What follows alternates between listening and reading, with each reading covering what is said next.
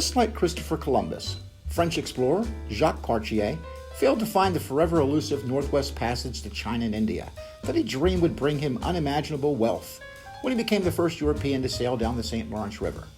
Instead, on October 2nd, 1555, Cartier discovered an inhabited Native American village of wooden structures on an island in the middle of the river containing a small mountain. The village was named Hochelaga by the indigenous people who lived there. However, this did not stop Cartier from renaming the village and the entire island itself after the mountain that he named Mount Royal.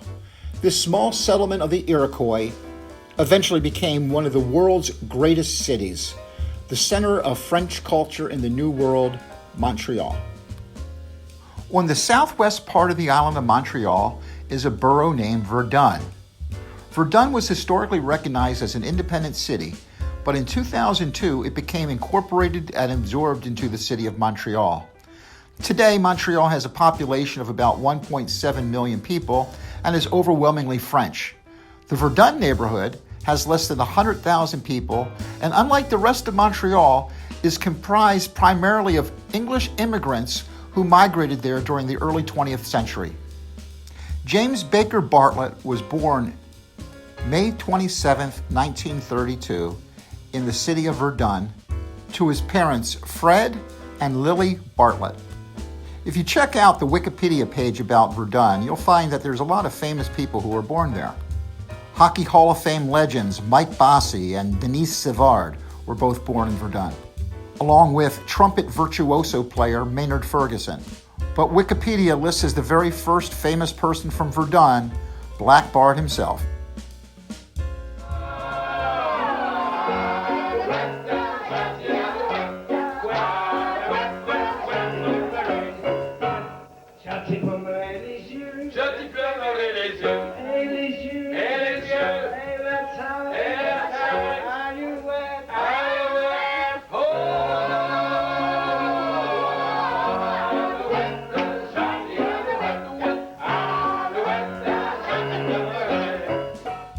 Fred Bartlett was born in London, England.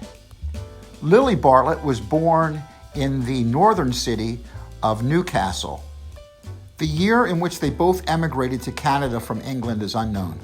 It is also unknown whether they knew each other or were married before they emigrated to Canada, or whether they met each other for the first time once they were living in Verdun. It's also unknown why they chose to relocate to Quebec instead of an English-speaking province. Fred Bartlett died on March 16, 1963 at the age of 55, and I never met him. We always assumed that Lily came over as an adult to Canada because she maintained her proper British accent her entire life. Black Bart always thought that his mother looked like Queen Elizabeth's mother, the Queen Mum. Reasonable minds can disagree as to whether or not Lily Bartlett looked like the Queen Mum. However, nobody can dispute from which parent Jimmy Bartlett inherited his famous prominent whippet-faced jawline. During Black Bart's childhood, his mother Lily would make him fish and chips and shepherd's pie. She taught him to enjoy afternoon tea and to love the Queen. Although Lily Bartlett passed away in the 1970s, she would have been very proud that her son stayed up till 4 o'clock in the morning on July 29, 1981, so that he could watch the royal wedding between Diana and Prince Charles. In other words, Lily Bartlett raised a proper English lad in Montreal.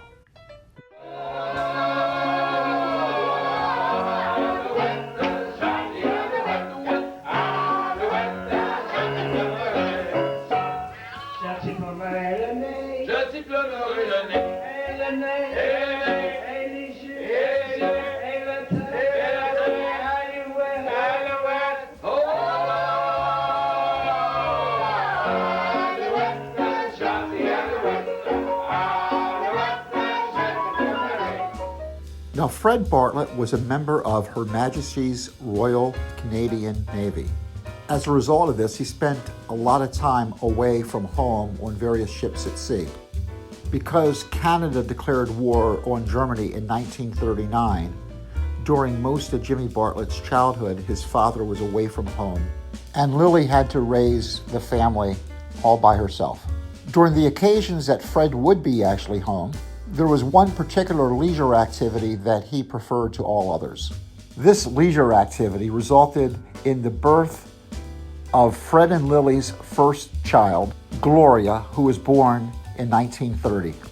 Gloria was quiet, reserved, and the most studious of the Bartlett children. She married a good guy named Alf and lived in Canada until she passed away in 2012. 2 years after Gloria was born, Lily gave birth to Jim Bartlett, who she affectionately called Jimmy. Lily and Fred's third child they named Johnny Bartlett. I never had the opportunity to meet Uncle Johnny, who passed away sometime in the late 90s. In the late 1950s or early 1960s, Johnny moved to California. The last time that Jimmy got to see his brother Johnny was in the late 1960s when the Baltimore Clippers played some exhibition games in California, and he was able to hook up with Johnny. Jimmy was closest to his next brother, who was named after his dad, Freddie. Freddie was Jimmy's partner in crime growing up, as they were both little hoodlums running around Verdun together. Freddie married a French girl named Micheline and had 2 sons and a daughter, both with light blonde hair just like their father. Though they would argue, Jimmy stayed close with his brother his whole life, and he flew to Canada to attend his niece's wedding.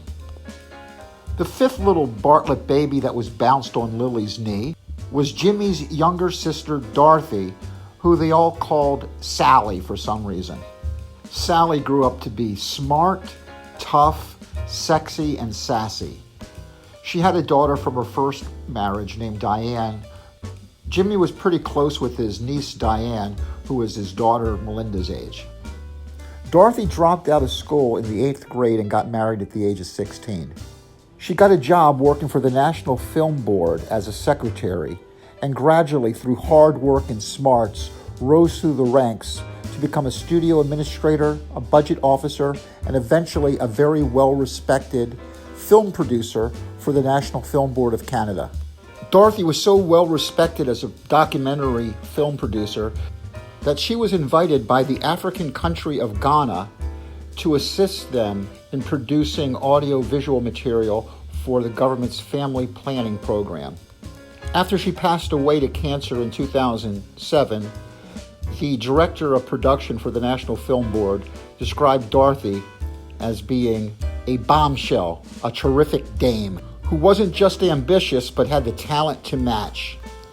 Jimmy used to proudly boast how his sister, when she was younger, would be alone in a bar, sitting there all sweet and innocent looking, and men would go over to her and offer to buy her a drink.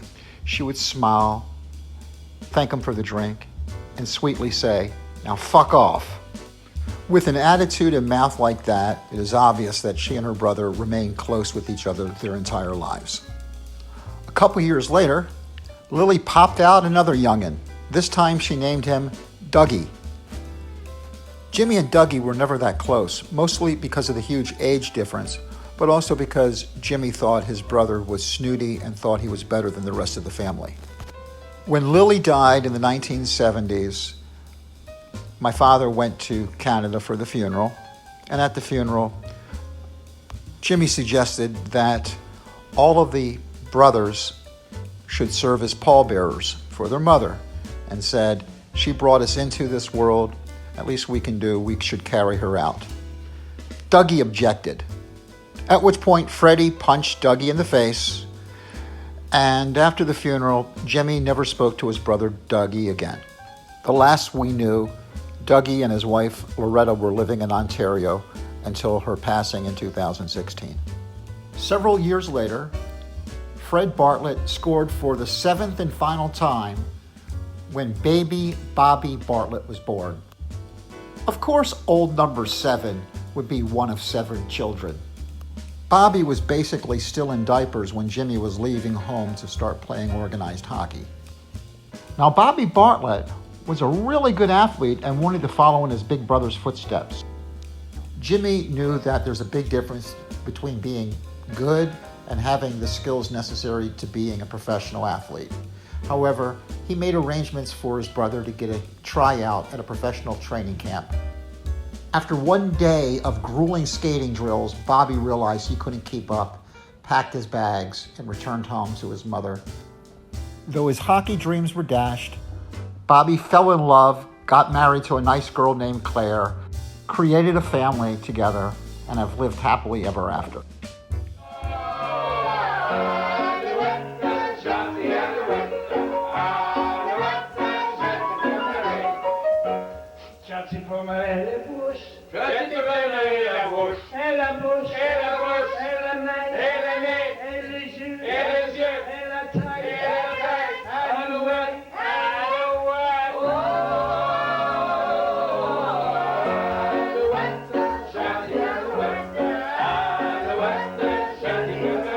Black Bart's birth certificate lists his name as James.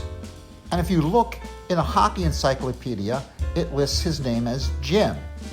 Neither of these are truly his name.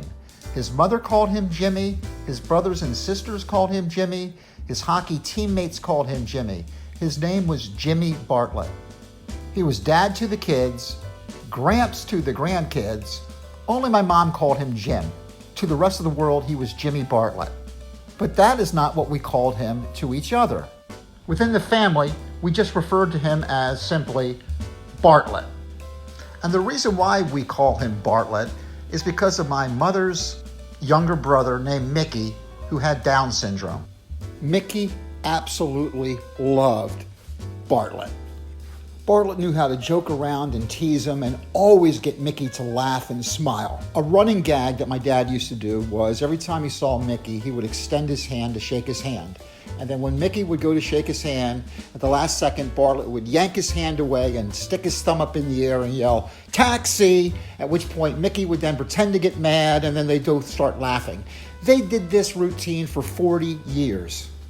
Bartlett used to take Mickey down to the Civic Center in Baltimore so they could go see professional wrestling. And then once we moved to Florida, every time Bartlett met a wrestler, he would always get an autograph and a picture, and then we'd blow it up and then give it to Mickey and he'd hang it up in his room. Mickey adored Jimmy Bartlett. Well, why do we call him Bartlett? Because that's what Mickey called him. He would laugh and say stuff like, "That Bartlett's crazy." And the name stuck. From then on, we all just called him Bartlett.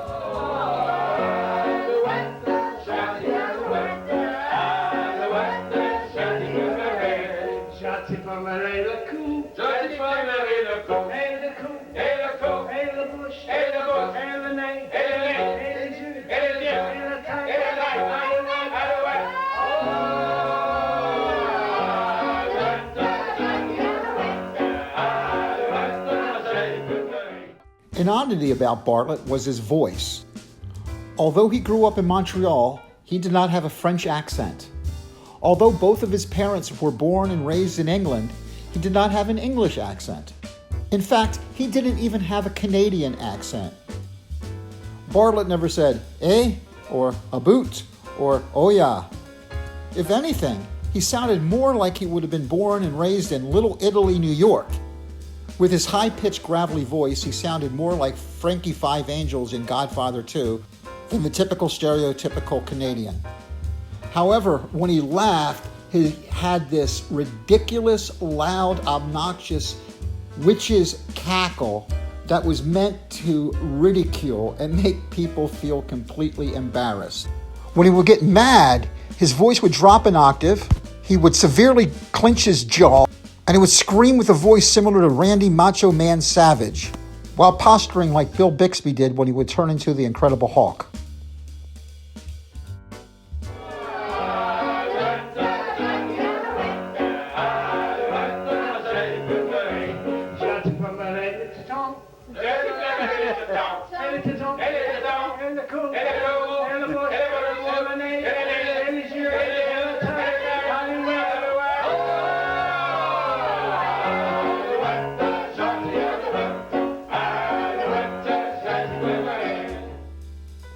Now, Jimmy was born in 1932 during the depths of the Great Depression. Fred and Lily Bartlett and their 7 children all lived in a cramped tenement building. According to Bartlett, their family was so poor that they relied on charitable hand-me-downs from a kind and generous black family that lived down the street. Because Fred Bartlett was away from the family most of their lives, delivering coal for the war effort on ship, Jimmy did everything possible to try to help his family out financially. As a kid, he worked as a helper delivering ice to people who lived in the different tenement homes. While the owner would sit in the bar and get drunk, little Jimmy would, by himself, deliver the ice up and down the steps all day just for meager wages that he gave over to his mother each day. For extra money, he and his brother, Freddie, would walk up and down the train tracks looking for coal that fell off the trains because they could use that to heat their homes. They would also look for milk bottles that they could then take or steal and then turn them in for their deposit money. Quebec was really hit hard by the Depression because, unlike the United States, which had Franklin Delano Roosevelt, Quebec was led by a French-Canadian lawyer named Maurice Le Noble Duplessis, who was corrupt, incompetent, and so right-wing he bordered on fascism. This period of time in Quebec's history is referred to as Le Grand Noirceur, or the Great Darkness. Duplessis did not believe that it was the government's role to provide aid to those suffering from the Great Depression. Instead, he followed policies that favored the wealthy. Much of the natural resources of Quebec were actually owned by foreign investors and not native Quebecers.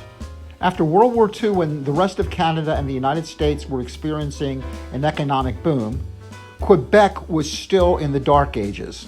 For instance, students in Quebec were graduating school at a rate of only 1/3 of the rest of Canada. Because the majority of people living in Quebec were French, and the standard of living was so much worse in Quebec than the rest of Canada, the French Quebecers began to resent being treated like second-class citizens in their own country. And as a result of this, ethnic tensions rose during this period of time between French and English-speaking Canadians.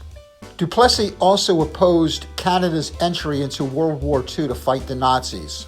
This did not go over well in the English-speaking dominant Verdun community, who enthusiastically enlisted in the military to fight fascism.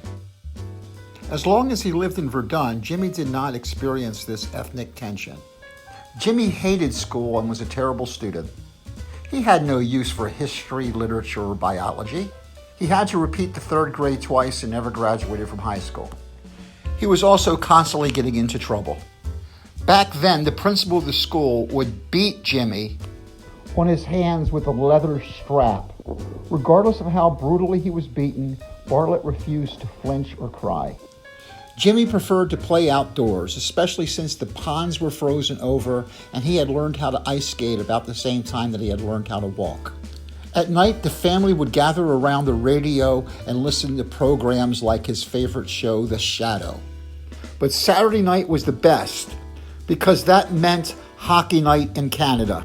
He enthusiastically waited each week so he could listen to Foster Hewitt broadcast Hockey Night in Canada. Like every little English kid in Verdun, Jimmy didn't root for Les Habitants or the Montreal Canadiens. He was a fan of the Toronto Maple Leafs, who were led by their captain, the great Syl Apps. Things were quite different, though, for Bartlett when he would venture out of the security of Verdun and explore the big metropolis of Montreal. In the big city, he was treated like he was a hayseed or small-town yokel. He was extremely self-conscious over the fact that his command of the French language was very limited and that he was a dirt-poor son of English immigrants. As a member of the ethnic minority, Jimmy had a chip on his shoulder. When he began to play organized hockey, he felt that French Canadian players were given preferential treatment to English-speaking players, and that he was unfairly disadvantaged due to his ethnicity. In all of the years playing hockey, Bartlett's 2 best friends were both French Canadian hockey players, goalie Gilles Boisvert and center Bobby Rivard.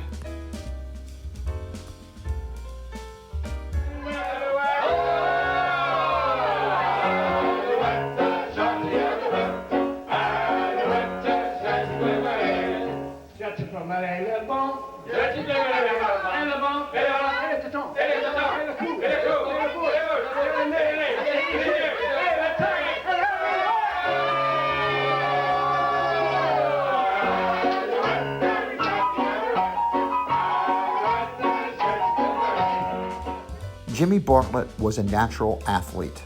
And I just don't mean hockey. Jimmy excelled at all sports. And it wasn't because he tried harder or worked harder than anyone else. Trust me, he didn't. Jimmy Bartlett didn't go to the gym. Jimmy Bartlett didn't exercise. Jimmy Bartlett didn't lift weights. Jimmy Bartlett never jogged. He never woke up early in the morning and skated or practiced his shot. He would never even lace up skates during the off season. Black Bart's ability to excel in all sports was as natural as a bird being able to fly or a fish being able to swim. In Canada, amateur athletes were classified in 3 ways. Amateur athletes over 21 played in senior leagues. Amateur athletes between the ages of 18 and 21 played in junior leagues. However, each junior team could also have a couple players who were 16 or 17 years old. For most high schoolers and those too young to play juniors, they played in leagues called midget leagues.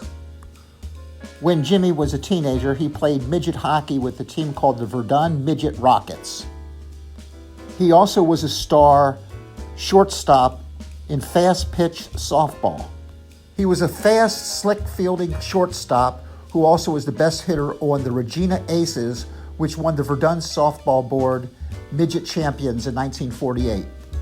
A year later, Bartlett won the Verdun Juvenile Softball Champions with a team called the Vikings.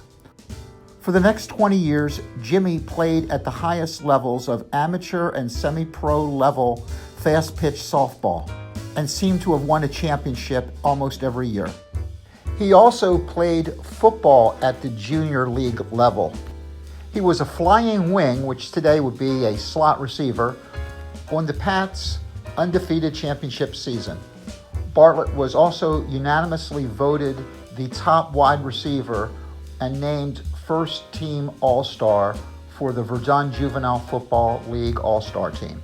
He boxed Golden Gloves. He excelled at swimming and diving and became a lifeguard during the summer seasons. It didn't matter the sport, he always won. He would win when he would shoot pool. He would win when he would throw darts. He would win cornhole with beanbags. He would win at horseshoes. He would win playing a game of horse shooting baskets. He would win at miniature golf. He won at everything. There was nothing he could not do athletically. And here's why he was so good. Although Bartlett never considered himself to be book smart and was a lousy student, he had a unique ability to learn through observation that bordered on genius. If he watched somebody do something once, he could replicate the movement perfectly to the greatest detail with his own body.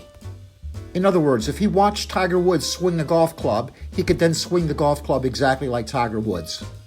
No need to get a training video, no need to hire a coach, no need to practice. He watches somebody do it once, he can replicate it perfectly. In the late 1970s, we all took a family trip to the mountains to go skiing. Everyone was shocked to learn that this is the very first time in his entire life that Jimmy Bartlett had ever put on a pair of skis. Unlike the rest of the newbies who spent their time just wandering around trying their best not to fall on their asses, Bartlett instead studied the movements of the ski instructor. Within an hour, Bartlett and the ski instructor are at the top of the mountain going down the hardest, most challenging 4-diamond slopes. And it wasn't just sports, it was everything. When he watched his friends, the Barsotti boys, rip out a transmission, he went home and did the same thing on our car. He saw it once, he could do it. When he was growing up in Verdun, as the son of a sailor, he played the drums and the bugle in a drum and bugle band. Nobody taught him how to play the drums or the bugle. He learned by watching. He taught me the proper way to hold drumsticks and how to do a drum roll. Nothing made my dad happier than when I was in the 9th grade and I played drums in the high school marching band. He would practice marching with me down in the basement in our house, and he would blow a referee's whistle as if he were the drum major. He would also transport all the drums for the entire band in his famous Mickey Mouse bicentennial custom van. Jimmy Bartlett did not think that I was a nerd because I played in the high school marching band. He thought it was cooler being in the band than if I were the quarterback on the football team. Being good at sports never impressed my dad because it came so easy to him. Nothing made him happier than the time I got to play Wipeout on my drum set in front of the high school band at a Baltimore Colts football game.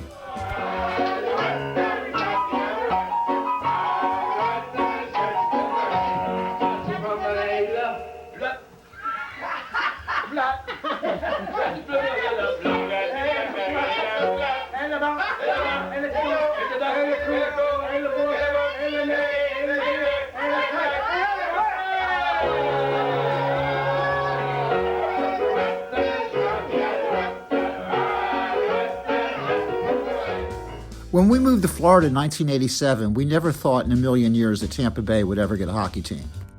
However, Phil Esposito put together a group that put on an exhibition game between the Los Angeles Kings and the Pittsburgh Penguins at the Florida Suncoast Dome, where the Tampa Bay Rays currently play. The game was to feature the two biggest stars in hockey, Gretzky versus Lemieux. The exhibition took place on September 19, 1990. And it broke the record for the highest attendance ever in the United States for a hockey game. Because of the overwhelming fan support for this exhibition game, that's the number one reason the Tampa Bay Lightning were awarded a franchise. Of course, Bartlett was able to score free tickets for the game. At the time, NHL legend Scotty Bowman was the director of player personnel for the Pittsburgh Penguins. Scotty Bowman was the greatest coach in the history of hockey. No coach in hockey had ever won more games. He won the Stanley Cup a record 9 times, 5 times with the Montreal Canadiens, once with the Pittsburgh Penguins, and 3 times with the Detroit Red Wings. Scotty Bowman is basically Bill Belichick, Phil Jackson, and Casey Stengel all rolled into one. So my dad and I are at the game, and we ran into Tony Esposito, Phil's brother, who gave my dad and I VIP all-access passes. Anyway, out of the blue, Bartlett says to me, "Hey, would you like to go meet Scotty Bowman?" And I'm like, "What? You don't know Scotty Bowman?" And Bartlett's like, "Yeah, he's a good personal friend of mine. We went to high school together." And then I'm like, "Then how come you never mentioned this once in my entire life?" So anyway, we caught the elevator to the press box, and there was Scotty Bowman, sitting in the very front row all by himself, watching the hockey game more intensely than I've ever watched anyone watch a sporting event. We were there about 20 minutes, and Scotty Bowman never looked at my dad, never said a word to him. The game was over, and I'm about to tell my dad, "See, I knew you didn't know Scotty Bowman." But before I could, Scotty Bowman jumped out of his chair, ran over to my dad, gave him the biggest hug, and said, "Jimmy Bartlett, Jesus Christ, how long's it been, 40 years? My jaw dropped. I couldn't believe it. Jimmy Bartlett and Scotty Bowman were friends who both played on the Verdun high school hockey team. Just like Bartlett, Scotty Bowman was also the son of immigrants whose parents both came over from Scotland. Like Bartlett, Scotty Bowman played hockey in the frozen back alley streets of Verdun. The Verdun high school hockey team was coached by the algebra teacher, Mr. Andy Watson, and played its games at the Verdun Auditorium that was eventually renamed after Scotty Bowman. The first question that Scotty Bowman asked me was whether or not I was a hockey player like the old man. But before I could answer, my dad had to jump in and brag about how smart I was and how I was going to law school.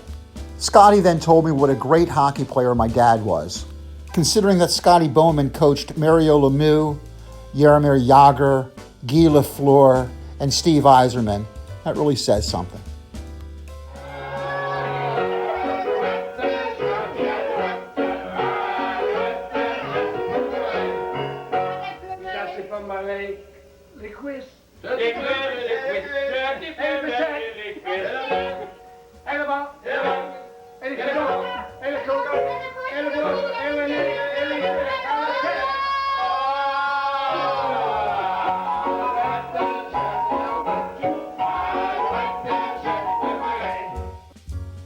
One day when my dad was a teenager, for whatever reason, his father, Fred, was getting violent and abusive to the family. Jimmy put his father in a giant bear hug and squeezed him until he couldn't breathe. After he let him go, he told his dad, "I don't want you hitting me or my brothers and sisters ever again." Jimmy Bartlett's personality, both on and off the ice, was molded by his childhood in Verdun. Jimmy's father, Fred, was gone for most of his life, and Jimmy grew up without really a father figure. As the oldest brother, he felt obligated to be the protector of both his mother and his siblings. If he would have had a proper role model or mentor when he was younger, then he may have acted more professional when he made it to the NHL, instead of being a wild, reckless, and insubordinate troublemaker. Because he was dirt poor growing up, he was very grateful for whatever he had, and he took great care of his personal possessions. He kept the patches for each championship that he won as an amateur athlete in perfect condition for over 70 years. Bartlett was more immaculate than a Marine drill sergeant. Jimmy Bartlett had the reputation of being a happy-go-lucky, fun-loving kind of guy. But he was also famous for having a very short temper. He had a chip on his shoulder due to being a poor minority growing up in French Montreal. And if he thought someone was making fun of him, it would not take much to trigger that temper. As the oldest son, with the father away most of the time, he found himself as the great protector of the family. If you mess with this family, you mess with Bartlett. And that's how he played hockey. You don't mess with his family, you don't mess with his teammates, because during the game, they are his family. When Jimmy and his friends used to play hockey outside, they always used to fantasize about one day playing in the pros. Maybe a scout will see them playing and they will be signed to a contract and a life of fame and fortune. When Jimmy used to play hockey outside with his friends, he was so poor he did not have proper equipment. His mother, Lily, used to take newspapers and magazines and roll them up and stuff them under his jersey because he couldn't afford real pads. It must have been very humiliating for him. Nevertheless, on one glorious day, a scout for the Montreal Canadiens, the epitome of French culture in Quebec, scouted Jimmy Bartlett, and despite the fact that he was a dirt poor son of English immigrants, he was going to be given the opportunity to live his dream. A happy ending for an English lad from Montreal.